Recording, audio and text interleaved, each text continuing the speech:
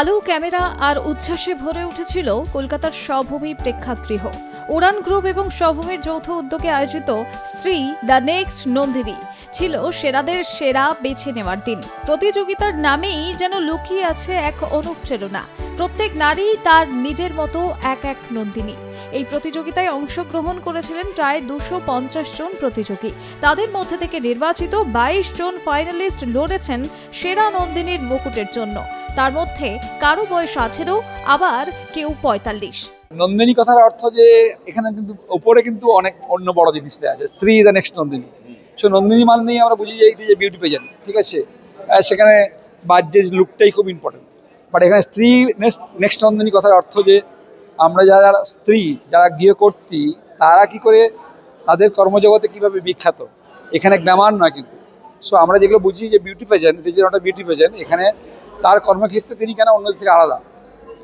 এবং কয়েকদিন আগেই আমাদের মুখ উজ্জ্বল করেছেন আমাদের বাড়ির নন্দিনীরাই, তো তাই তাদেরকে রেকগনাইজ করা হচ্ছে। এবং কলকাতার বুকে এই ধরনের কনসেপ্ট দিস ইজ প্রথম টাইম, কেননা এখানে যেটা হয় মেনলি গ্ল্যামার হান্ট হয়, কিন্তু এখানে 18 বছরের যেমন আছে তেমনি 45 বছরও আছে, রোগা আছে, মেটে আছে, কালো আছে, ফর্সা আছে। So complexion is not important. নারী তার কর্মজগতে অন্যদের থেকে আলাদা। স্টার্ট হয়েছিল 300 জন দিয়ে, তারপর আমরা 60 জনকে ওখান থেকে স্ক্রিনিং করে নিয়ে আনা হয়। 60 জন থেকে টপ 20। আপনারা যদি কথা বলেন কন্টেস্টেন্টের সাথে, মানে দে আর রিয়েলি মানে এক্সাইটেড যে তারাও র্যাম্পে হাঁটতে পারে। তাদেরকে অনেকদিন ধরে শেখানো হয়েছে হাউ টু হাঁটতে হবে র্যাম্পে। তারাও যে এরকম গ্রাম ওয়ার্ল্ডে আসতে পারে। এবং তারা কিন্তু অনেক বিভিন্ন জায়গা থেকে এসেছে, মেদিনীপুরের প্রত্যন্ত গ্রাম থেকে এসেছে, বা কোনো দক্ষিণ চব্বিশ পরগনার কোনো গ্রাম থেকে এসেছে। এমন নয় যে তারা একদম কোনো সকল কোনো স্কুল থেকে আসছে, মানে ফ্যাশন জগৎ থেকে আসছে। হ্যাঁ, এখানে পুরো গ্রুমিংটা আমাদের হয়েছে, এখানে আমাদের গ্রুমিং হয়েছে। প্রথমে ছিল ওদের পার্সোনালিটি, ওরা কি করে, ওরা কিভাবে ক্যারি করছে নিজেকে, কোশ্চেন আনসার ছিল, তারপরে ট্যালেন্ট রাউন্ড ছিল, মানে ব্রেন উইথ ব্রেন হয় না, বিউটি উইথ ব্রেন, ওই জায়গা ছিল। শুধু বিউটি হলেই হবে না, তুমি একটা স্টেজ মার্ক নিয়েও আসতে পারো আমাদের সামনে, ওপেন টু অল। আজকে জাজের ভূমিকা কারা কারা থাকছে? প্রথম তো অ্যাক্ট্রেস মনিকা বেদি আছেন, নুসরত জাহান আছেন, তারপর তাপসী আছে আমাদের বর্তমানে যে এডিটর, তারপরে ডক্টর রূপালী ভট্টাচার্য আছেন। তারা কি দেখবেন, কোন কোন বিষয় দেখবেন? ওরা ওদের পার্সোনালিটি দেখবে, ওরা কিভাবে কথা বলছে, কিভাবে হাঁটছে, বা ওরা কি করে, ওদের মধ্যে নন্দিনী হওয়ার এই যে খিদেটা কেন। সেরা নন্দিনীকে বেছে নেবেন আপনারা? একদম। তাকে কিভাবে সাজিয়ে দেবেন? আমরা সেরা নন্দিনী যে আমাদের উইনার হবে তাকে আমরা 50,000 দেবো, এবং চতুষ্পণী যে আমাদের আছে ওখানে ওদের ফটো লাগবে, মানে ব্র্যান্ড পেজ, ফ্রন্ট পেজ। তারপরে স্বভূমি এন্টারটেনমেন্ট থেকে ওদেরকে আরও অনেক কিছু এন্টারটেনমেন্ট দুনিয়াতে ঢোকার একটা নতুন জায়গা দিয়েছে। এছাড়াও যারা আছে সবার জন্য কিছু না কিছু আছে। কিন্তু সবার মধ্যেই নিজেকে আরো ভালোভাবে চেনার, নিজেকে নতুন করে গড়ার ইচ্ছে রয়েছে। বিচারকের আসনে ছিলেন 3 বিশিষ্ট ব্যক্তিত্ব: অভিনেত্রী নুসরত জাহান, বলিউড অভিনেত্রী এবং টেলিভিশন সঞ্চালিকা মনিকা বেদি, এবং চিকিৎসক ডক্টর রূপালী বসু। টাফ তো বটেই, কারণ আমরা সবাই নন্দিনী আর সবাই 1 নম্বরেই আছি, সেভাবেই আমাদের সবাইকে ভাবতে হয়।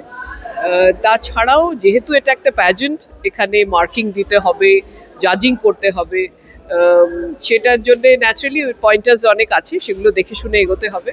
বাট জাজিংটা আর ফার্স্ট সেকেন্ড থার্ডটার থেকেও মোস্ট ইম্পর্ট্যান্ট আমার মনে হয় যে এই যে প্ল্যাটফর্ম যেগুলো পাওয়া, যেসব নন্দিনীরা এসেছেন তাদের যে সুযোগ করে দেওয়া, অনেকে ইয়াং আছেন, অনেকে মাঝারি ইয়েতেও আছেন, বয়সেও আছেন, তাদের যে একটা প্ল্যাটফর্ম পাওয়া যাতে তারা তাদের কনফিডেন্স, তাদের বক্তব্য রাখতে পারেন।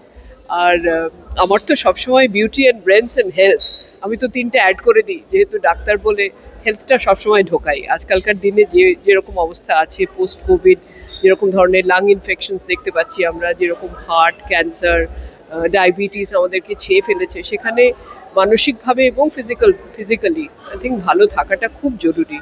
তাই এইসব প্রফেশনে যেখানে আরও বেশি সময়ের ওপরে চাপ থাকে, যেখানে আমাদের স্ট্রেস থাকে, অনেক রকমের স্ট্রেসের মধ্যে দিয়ে আমাদের এই ধরনের প্রফেশনগুলোতে এগোতে হয়, সেখানে অ্যাকচুয়ালি জীবনযাত্রায় বোধহয় সব জায়গাতেই এখন স্ট্রেস রয়েছে, সেখানে ভালো থাকাটা খুব important.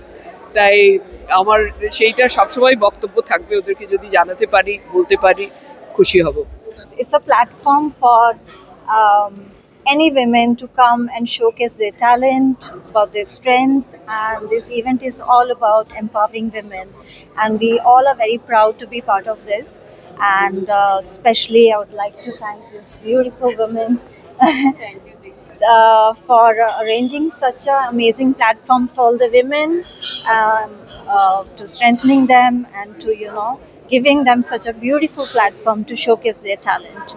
So that's the beauty. It's not only it's not about beauty, or it's not about only certain body figure or any body shape. It's for everyone. Anyone can participate and showcase their talent. I think believe in yourself is very important, that we should know our worth and believe in yourself, and believe me, there's nothing women of today can't achieve. So yeah, just believe in yourself and be proud of what you are, and yeah, you are beautiful from inside, because that shows on your outer being as well. So being beautiful from inside, spreading smiles, spreading and helping each other, I think for women it's very important that instead of kind of having jealousy towards each other, or feeling that we should uplift each other. That's very important. Because What's your take on regarding Bengali beauty? Oh my God, that goes without saying. We all know that. We all admire Bengali beauty, and I'm wearing sari from Calcutta itself, because I love it. I think a woman looks the most beautiful in sari, and Bengali saris are my favorite. শুধুমাত্র র্যাম্পে হাজার ভঙ্গিমা নয়, কিভাবে তারা নিজেদের উপস্থাপন করছেন, কিভাবে কথা বলছেন, কিভাবে নিজেদের আত্মবিশ্বাস প্রকাশ করছেন, সব দিক থেকেই পরখ করা হয়েছে প্রতিযোগীদের। এই প্রতিযোগিতা শুধু গ্ল্যামারের নয়, এ এক আত্মবিশ্বাসের গল্প। যারা কাজের ফাঁকে সংসারের দায় সামলে এসেছেন এই মঞ্চে, তাদের প্রত্যেকেই এক একজন যোদ্ধা। কেউ অভিনেত্রী, কেউ শিক্ষক, কেউ চাকরিজীবী, কিন্তু আজ সবাই একই আলোয় আলোকিত। আমার মনে হয় বিউটি তো এজে কোথাও একটা বাধা নয়। বিউটি ইজ ফ্রম উইদিন, যেটা আমরা সবসময় বলে থাকি, সেটা কিন্তু শুধু বলার জন্য নয়।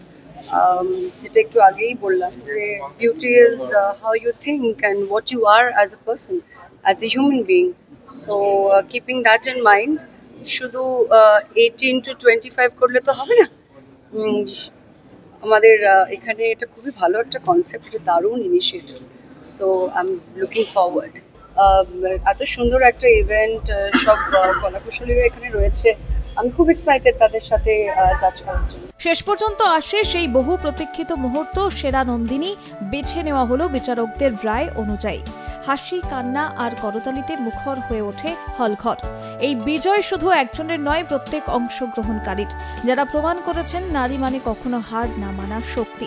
স্ত্রী দ্য নেক্সট নন্দিনী শুধু এক প্রতিযোগিতা নয়, এ এক নারী শক্তির উদযাপন, আত্মবিশ্বাসের আর সাহসের। কারণ প্রত্যেক নারীর মধ্যেই লুকিয়ে আছে এক অনন্য নন্দিনী, যিনি প্রতিদিন নতুন করে নিজেকে তৈরি করেন, নতুন করে উঠতে শেখেন। কলকাতা থেকে বিশ্বজিৎ পালের রিপোর্ট, আর প্লাস নিউজ।